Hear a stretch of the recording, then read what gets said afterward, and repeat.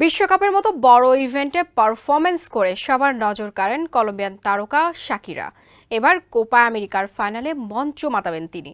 এই প্রথম কোপা আমেরিকার দর্শকদের গান শোনাবেন কলম্বিয়ান এই পপ তারকা।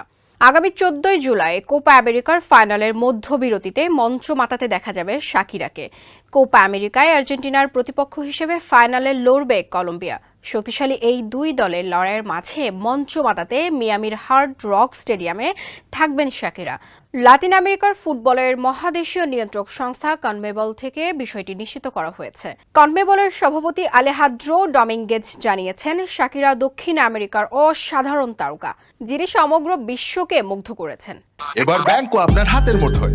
Balance transfer, mobile recharge, bill pay থেকে শুরু করে যা চান সব হবে এক মুহূর্তে।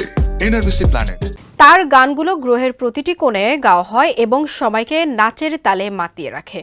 কোপা আমেরিকা 2024-এ শাকিরার পারফরমেন্স খেলাধুলার মাধ্যমে সুস্থতা এবং ঐক্যের বার্তাকে প্রতিফলিত করবে বলে আশা করছেন কনমেবল সভাপতি।